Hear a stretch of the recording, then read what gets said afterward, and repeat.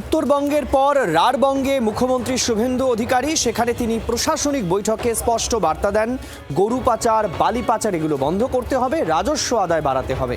তার মুখ্যমন্ত্রিত্বের সময়কালে কোনো ক্যালাস সরকার চলবে না, পূর্বতন তৃণমূল সরকারকে খোঁচা দিয়ে বললেন মুখ্যমন্ত্রী শুভেন্দু অধিকারী।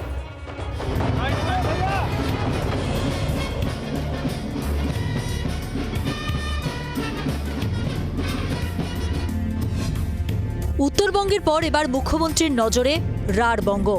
পুরুলিয়া, বাঁকুড়া, বীরভূম, পূর্ব ও পশ্চিম বর্ধমান এই 5 জেলার প্রশাসনিক কর্তাদের নিয়ে বৃহস্পতিবার দুর্গাপুরে বৈঠক করলেন শুভেন্দু অধিকারী।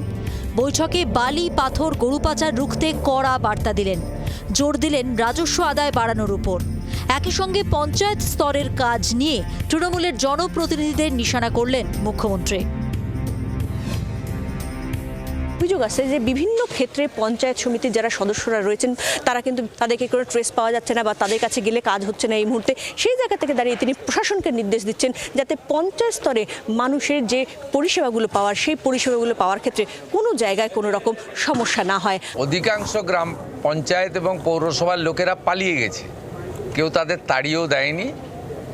ওদের মধ্যে দুটো গ্লানি কাজ করছে, একটা হচ্ছে ছাপ্পা মেরে জিতেছে তো মানুষের ভোটে জেতেনি, আর দ্বিতীয় হচ্ছে আবাস যোজনা থেকে শুরু করে ঠিকাদারদের কাছ থেকে এত অগ্রিম নিয়ে রেখেছে।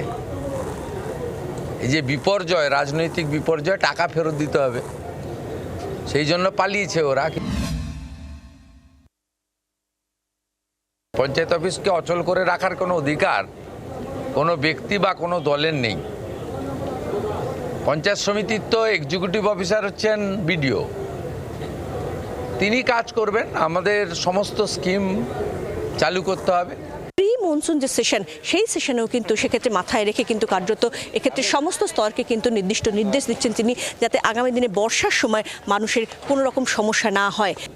ক্যালাস সরকার হবে না, আর পাহাড়ে মানুষ ভেসে চলে যাবে, আর মুখ্যমন্ত্রী মা দুর্গাকে নিয়ে প্যারেড করবেন, এসব কাজ এই সরকার করবে না।